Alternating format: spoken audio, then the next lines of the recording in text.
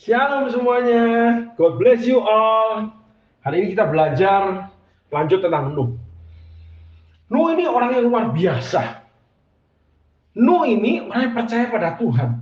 Nuh ini orang yang pandai, punya ilmu yang banyak. Jejakmu Tuhan sungguh sempurna. Hai orang-orang pandai, belajarlah dari Nuh, belajarlah dari Yusuf. Hari ini kita spesial bicara tentang Nuh. Nuh itu orang yang pandai, punya ijazah banyak, mengerti banyak hal, bisa berbuat banyak hal, dan selalu keluar dari masalah.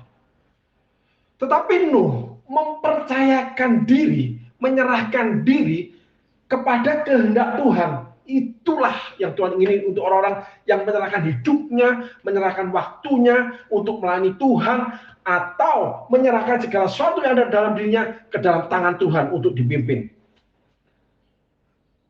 Mungkin dia seorang pendeta, mungkin dia juga seorang pekerja dunia. Semuanya Tuhan pilih, Tuhan panggil. Hari ini kita spesial bicara tentang Nuh. Orang dunia yang pintar, yang berhasil, yang kaya. Dipanggil Tuhan untuk mengerjakan pekerjaan Tuhan. Ketika Tuhan pandang, Tuhan lihat, Tuhan dapati, manusia di bumi udah jahat banget.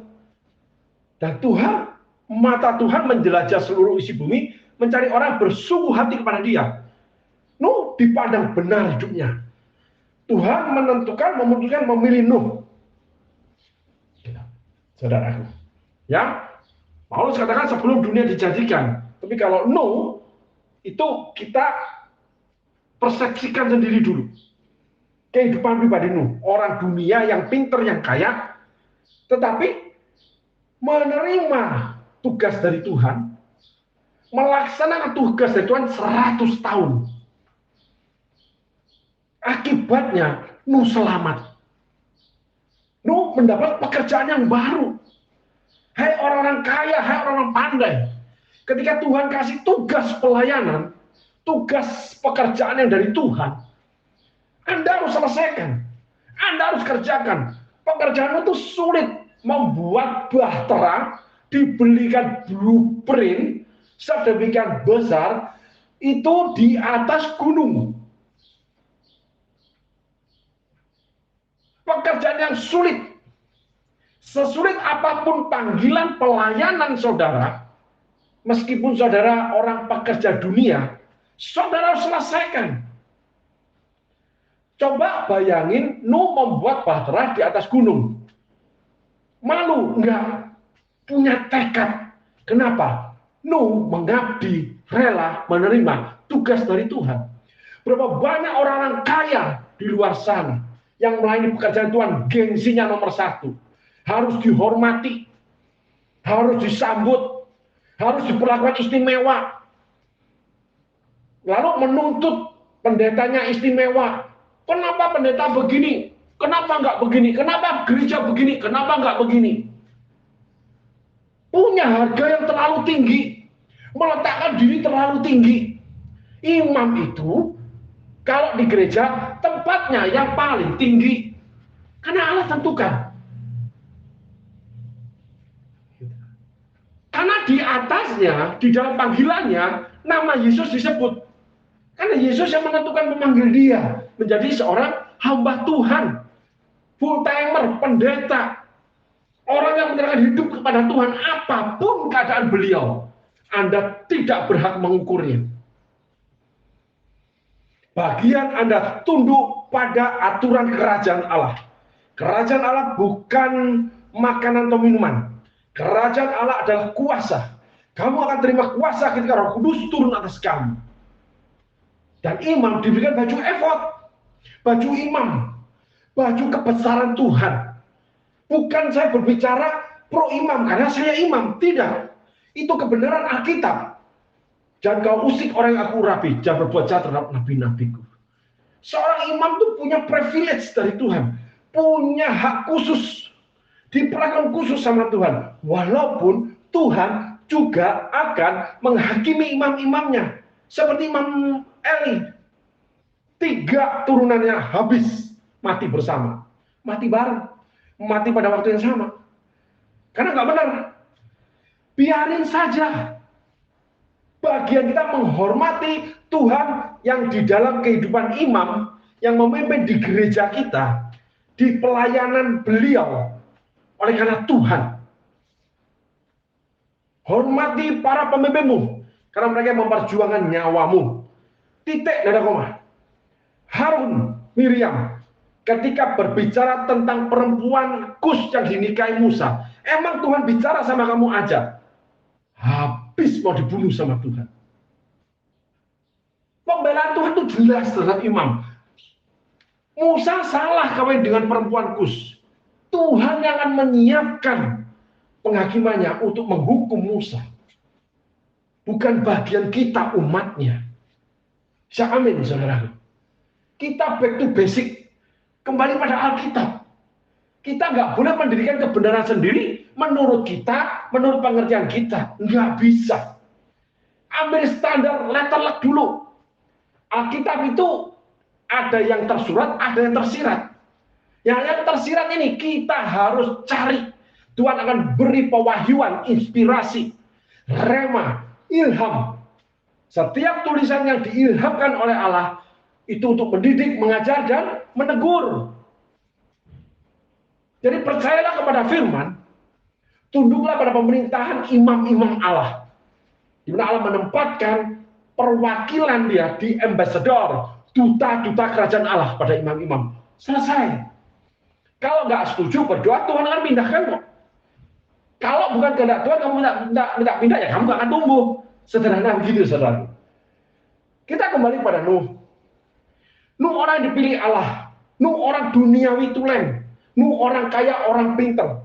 Bayangin, bangun bahtera di atas gunung. Bagaimana yang pertama, menahan gempuran perkataan manusia. Ngapain orang gila? Udah terlalu pinter, udah terlalu kaya, aneh-aneh kegiatannya. Sekarang ke gereja aneh-aneh lagi. Doa pagi, doa subuh. Di kantor sedikit-sedikit berdoa. Tutup pintu kantor untuk memberi waktu. Saya mau berdoa dulu, mau berdiam diri dulu. Makan berdoa, semua berdoa. Kok aneh-aneh direktur satu ini?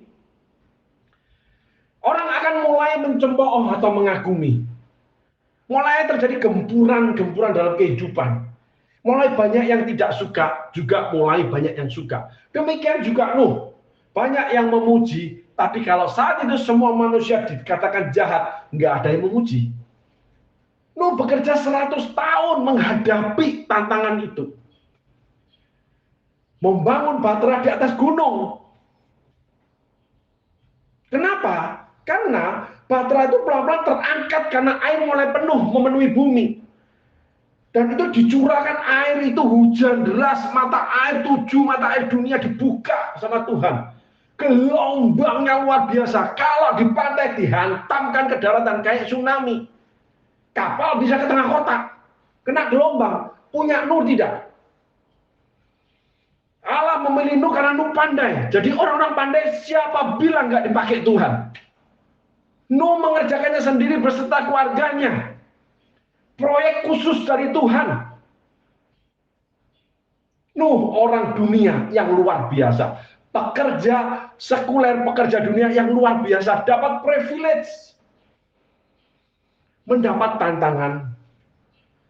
Yang kedua, Nuh orang pandai. Dia harus mengerahkan seluruh kepandaian dia untuk membuat bahtera bagaikan namanya miniatur dunia, di mana seluruh hewan sekian pasang harus ada di dalam kapal Nuh.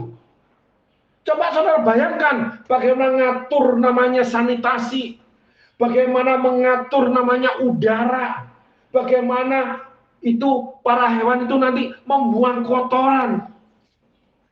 Lalu air minumnya gimana, makannya gimana, baunya gimana, kandangnya gimana. Ada yang makan daging, ada yang kanibal, ada yang makan yang namanya daun, ada yang makan kedua-duanya. Herbivora, karnivora, dan omnivora. Nuh ahli tentang hewan, ahli gizi tentang hewan. Lalu bagaimana hewan-hewan itu akan melahirkan, kawin mengawinkan. butuh pasangan karena itu terapung-apung hujannya aja 150 hari. Total semua itu 6 bulan lebih, saudara. Nuh 100 tahun membuatnya menghadapi tantangan. Nuh mencurahkan seluruh kepandainya untuk pekerjaan yang Tuhan berikan. Nuh lambang orang-orang dunia yang bagaimana rela dan mengabdi untuk pekerjaan Tuhan. Walaupun Nuh tetap kerja dunia. Kenapa? Butuh bayar tukang. Butuh bayar untuk orang membawa kayu ke atas gunung. Butuh orang mencari kayu, batu, butuh orang namanya memotong kayu, dan sebagainya. Ahli ukur, dan sebagainya. Dan Nuh menyiapkan waktu mengawasi pekerjaan itu. Karena blueprint-nya, rancangannya, ukuran kapal dan seluruh ruangan di dalamnya diberikan pada Nuh. Jadi Nuh harus pimpin semua orang yang membuatnya. Nuh menyediakan waktu buat Tuhan. Berapa banyak orang-orang bisnismen yang waktu buat Tuhan cuma sisa. Kalau sudah bisnis masuk, udah nggak melayani, cancel semua pelayanan. Kalau bisnis masuk, udah jam doa, singkirkan. Saya tidak mengajar fanatisme, tapi saya mengajar utamakan Tuhan. Bagaimana ketika modal diperlukan persembahan kepada Tuhan disingkirkan, dipakai putar uang dulu supaya hasilnya lebih banyak, Pastor. Berarti saya memberi persembahan kepada gereja lebih banyak lagi, Pastor. Alasan-alasan dunia. Nuh menyediakan waktu buat Tuhan, menyediakan, menumpahkan kepandaian dia. Nuh menghadapi tantangan cibiran setiap orang. Nuh menyediakan dana unlimited kepada pekerjaan Tuhan. Pasti mengalami kehabisan kayu di satu tempat, mesti cari kayu lagi, gala-gala harus dibuat, dan sebagainya. 100 tahun ada pekerjanya yang mati, ada yang nggak mengerjain lagi, cari tukang lagi dengan sejuta masalah. Nuh menyediakan emosinya untuk mengurus pekerjaan Tuhan. Ada anak-anak Tuhan kalau ngurus pekerjaan Tuhan seenaknya. Nggak ada yang namanya sepenuh hati, sepenuh jiwa. Kasihlah Tuhan Allahmu dengan sepenuh hati. Segenap kekuatanmu, segenap jiwamu. Diberi pelayanan itu seenaknya. Cancel seenaknya. Ngerjakan seenaknya. Ngasih duit seenaknya. Orang itu bukan Nuh. Hati-hati dengan pekerja-pekerja yang jahat. Ditulis anjing-anjing, saudaraku. Maaf, bukan keras khotbah ini. Ini kebenaran yang makanan keras buat kita.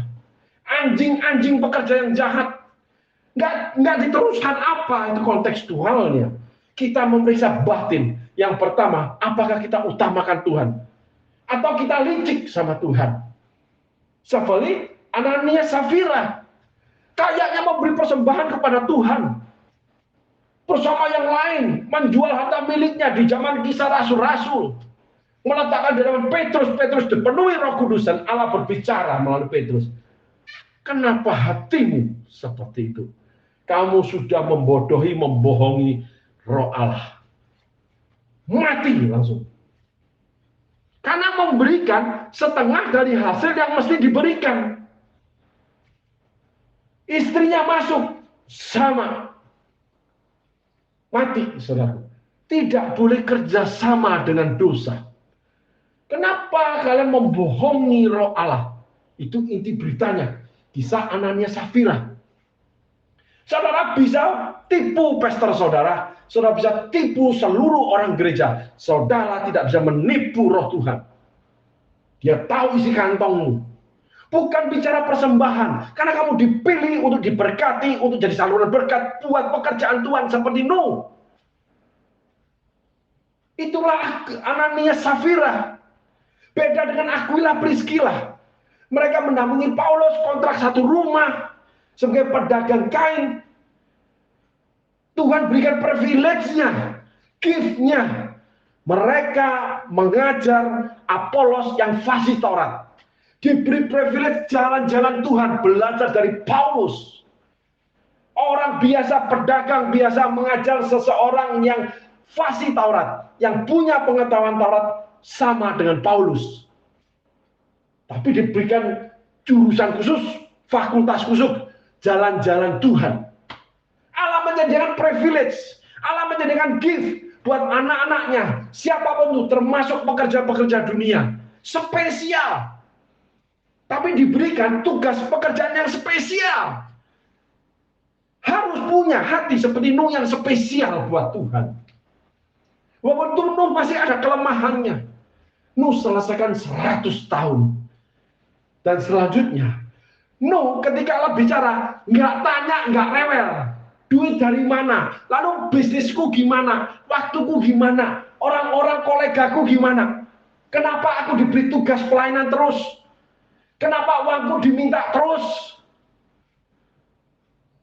Setiap jenis hewan, sedemikian banyak pasangan harus ada di bahtera. Nuh gimana ngumpulinya? Beruang kutub gimana ngumpulinya? Nuh di Timur Tengah. Koala yang ada di Australia, cendrawasih yang ada di yang namanya Papua. Gimana cara ngumpulinya? Zaman itu belum ada pesawat. Kapal-kapal pun sederhana. Belum ada Columbus yang menemukan benua Amerika. Belum ada, saudaraku. Nuh meletakkan kepercayaannya kepada Tuhan. Gaskeun. Go ahead Tuhan. Meletakkan kepercayaan sangat penting untuk melayani Tuhan sesuai dengan tugas yang Tuhan berikan. Tanda bahwa kita betul-betul spesial buat Tuhan. Yang paling menonjol, yang paling utama, yang paling harus dikerjakan, meletakkan kepercayaan. Jalani saja. Setelah Nuh membuat bahtera itu, sebetulnya Nuh mestinya bingung gimana cara nangkepnya. Tetapi Alkitab mencatat, pasang demi pasang mendatangi bahtera Nuh. Nuh cuma jaga di depan, ada singa, ada macan, ada beruang, ada buaya, atau apapun sudah. Masuk ke dalam bahtera, anak-anak Nuh itu tinggal buka pintu, tutup pintu. Singa, ini bagian ini, buka tutup pintu sini, masuk. Coba saudaraku bayangin bagaimana Nuh mesti menciptakan manajemen cara untuk hewan-hewan yang masuk jangan sampai salah kandang, makan hewan yang lain. Yang kecil harus dimasukkan tempat yang kecil. Yang raksasa seperti gajah, badak, termasuk singa, itu mesti punya jalan khusus. Semua akhirnya selesai karena Nuh mencurahkan seluruhnya. Keberadaan dirinya dari kepandaian, harga diri, waktu, dana, dan meletakkan kepercayaan kepada Tuhan. Tuhan yang buat finishing. Ketika saudara menerima panggilan pekerjaan Tuhan, Tuhan akan buat finishing. Dan saudara dapat bonus yang luar biasa yang tidak pernah saudara pikirkan. Tuhan akan selamatkan saudara dan keluarga. Dunia boleh gonjang-ganjing, dunia boleh hancur, ekonomi boleh hancur, boleh terjadi apapun di dalam negara. Nuh tidak tersentuh. Nuh di dalam bahteranya Allah. Nuh sekian bulan di kapal, nggak kelaparan, hewan-hewan nggak kelaparan, nggak ada yang sakit. Bagaimana hikmat Allah menyertai Nuh? Nuh nggak pernah kekurangan uang. Bagaimana Allah menggelontorkan bisnis Nuh dengan keuangan surgawi? Nuh nggak pernah kekurangan tukang, pekerja untuk mengerjakan bisnis dia, mengerjakan pekerjaan Tuhan. Bagaimana Allah menyediakan? Semua itu karakter Allah. Tapi apakah saudara mau menjadi seperti Nuh? Akhirnya Nuh mendapatkan bonus selamat apapun keadaan isi dunia sekitar saudara. Yang kedua, Nuh dapat pekerjaan yang baru. sebagai petani anggur. Pekerjaan yang sederhana tapi tidak sederhana.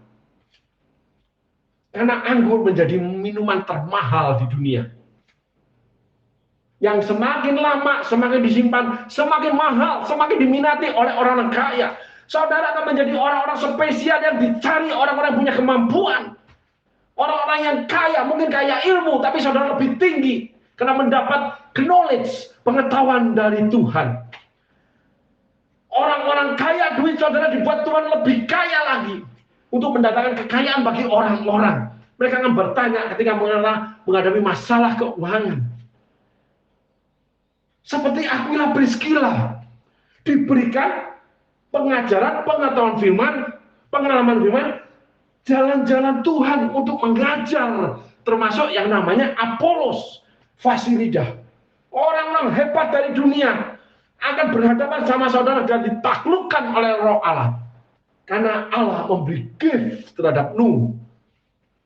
Sehingga betapa pentingnya kita menyerahkan diri, menyerahkan hidup, meletakkan gengsi. Nggak main-main dalam pelayanan. Meletakkan semua, mengerahkan seluruh kepandaian, kekuatan dari dana, waktu. Siap ditolak, siap direndahkan. Cuma untuk menyelesaikan panggilan kita kepada Tuhan. Tidak punya standar harga diri lagi. Di gereja tidak jadi direktur, jadi ketua komsel, jadi asisten, dan sebagainya. Siap saja, siap pastor. Pak, ini ya, nanti urusin ini ya, siap pastor. Masa aku ini? Begitu lihat itu parkiran di gereja maut. Turun dari mobil yang super mahal, langsung ngatur, dedek maaf, motornya taruh sana ya. Pak maaf, Pak parkir, maaf, jatuh lagi nih, ini jangan begini. Nggak sombong dengan mobil mewahnya, nggak mencari duduk di depan supaya nampak dilihat. Saya punya pengalaman, saudaraku. Ada seorang donatur gereja yang setiap mobil mewah dia pasti punya. Kenapa? Plat nomornya pada zaman itu cuma satu, itu punya dia.